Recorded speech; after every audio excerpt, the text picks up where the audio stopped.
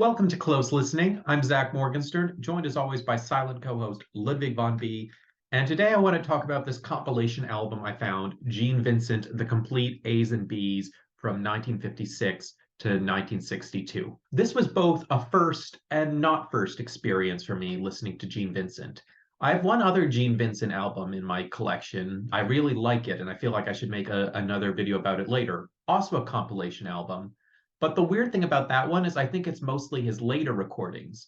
And I really like those later recordings, but Gene Vincent is, of course, understood as one of the early pioneers of rock and roll. And this collection actually captures that 1950s Gene Vincent sound because it's literally all of his singles from that time period. There's a kind of mystique around the artist from the 1950s. A singer who came up in the 60s or later and had one famous song likely wouldn't be famous themselves. However, the 50s moment was so dramatic and so fast, a lot of artists who had relatively brief careers are seen as outright legends. And even the liner notes of this album, is obviously quite devoted to Gene Vincent, kind of acknowledges, no one could be such a big name with just one song. That one song that wasn't even a number one hit itself. That song was Gene Vincent's Beep Bopalula, She's My Baby. But it happened. That song is one of the iconic recordings of the 1950s, and it may very well be a sort of you had to be there thing. So I learned from these liner notes that Gene Vincent joined the Navy, I think, at a very young age. He was 17. His father had recently served in the military as well, so I imagine there was some family pressure. He wasn't involved in any combat, but then he comes back and he suffers a motorcycle accident and he permanently damages his leg.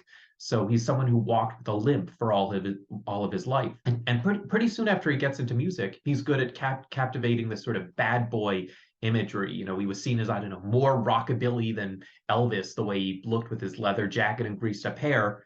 But he also had this sort of vulnerable thing going for him with the leg.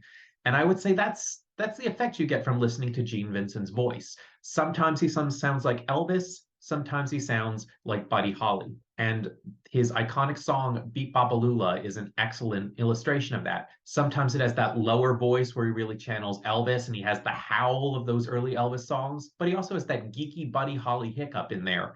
It's just a perfectly paced little song. The lyrics are incredibly simple. Supposedly, the title came from the comic series Little Lulu. Yeah, it's just a good illustration of how to get the best out of the rockabilly sound. Track 2 on this record, so I believe the B-side to Beep Bopalula, is a song called Woman Love. Gene Vincent didn't write this song, and I have the sense he didn't write the majority of his songs. He's credited on a few of them, including Beep Bopalula and much of the earlier ones, but he wasn't primarily a songwriter. He was primarily a sort of rock and roll musician. So Woman Love actually has some quite fun lyrics to it. It leans quite into its metaphor of going to the doctor and being diagnosed with love. And as I said, Gene Vincent's voice sits right on that uncanny valley between geeky and badass. So in this song, there's certainly parts that sound unapologetically raunchy. I want a woman with a one-track mind. But there's also corny melodramatic lines. I'd build her a castle right up to the moon. Track number 3 is a Vincent composition. It's called Race with the Devil.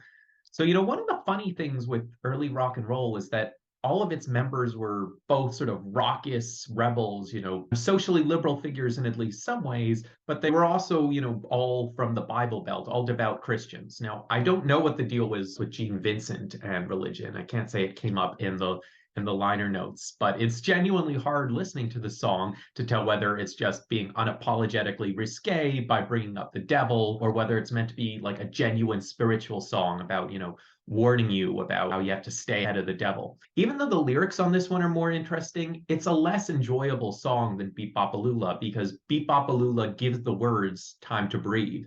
I feel like this is an important lesson for songwriters. Sometimes simpler is better if it actually allows people to hear your lyrics. Track number 4 is called Blue Jean Bop. And here again, Vincent goes back to his strength, shorter, more to the point lyrics, but where you get to hear them articulated. They might not be very interesting, but they are what they are. And one pattern I see on this collection is that he loves the words bop and he loves talking about blue jeans. I don't know if that was his quirk or for whatever reason, it just counted as cool to sing about blue jeans and bopping in the 1950s. One of the more memorable songs on here is track 6, another Vincent composition called Who Slapped John. This is a song about romantic jealousy. And like with the Christianity stuff, you can't tell how serious it is or if it's just, a topic that fills lyrics. But it's obviously phrased in a silly way with the chorus of shouting, "Who slapped John?" Track number 7 is called Jumps, Giggles, and Shouts. So, well, I felt like the early songs on here kind of blended into each other. They all had a very similar rockabilly sound. Gene Vincent was someone who was interested in having different kinds of musical backing sounds, and this one has a bit more of an old school jazz sound to it, just in terms of how the backup singer sounds. But its concept is pretty similar to Tutti Frutti. Fun little rhymes about various fun women he knows. All the kids call her couldn't tame, always bopping round the town, every bit all of her pound. Track number 8 is called Wedding Bells, and this is the first slowish song on the album, a bit of a country ballad. Track number 9 is called Crazy Legs, another song's about girls loving to do the bop. This one not written by Gene Vincent. The one thing that's good about it is this unforgettable part in the middle where he sort of races out the words. I'm crazy about Crazy Legs. She's crazy about me. Track number 10 is called Important Words. This is a more of a slowed down one again. It's a 50s rock ballad. And frankly, I like the way that Vincent's voice works when it's slowed down. He's a bit more in Buddy Holly mode, a bit more of his higher range, a bit more of that vulnerable, hiccupy voice. But I feel like he does more of these genuinely serious songs than Buddy Holly ever did. Buddy Holly had a few slow songs, but Gene Vincent actually sounds genuinely confident as a crooner. It's kind of a shame that Beat Bopalula is his legacy because, he might have been, if people had paid attention to him after that point, quite a respected singer of these slower songs. Track number 18 also has a bit of a unique sound to it, and there's just a naive joy to it. It's been such fun walking home from school with you. Gene Vincent might not have written it, but it's one of my favorite recordings on the record. Track number 21 gives us another of his famous songs. It's called Rocky Road. It's not much to say about the lyrics with this one, but here we start to hear some piano on here, and it's just another way of giving the sound some freshness. So this is a 2-disc collection. I believe it's 56 tracks in total. So if you've noticed, I've been not talking about every single song. That is why. I forgot to mention there's also a cover of Somewhere Over the Rainbow towards the end of disc 1. So Gene Vincent clearly moving in this direction of being more interested in covering songs that are not necessarily rock and roll, allowing his voice to be beautiful. And disc 2 opens with a cover of the George Gershwin song Summertime.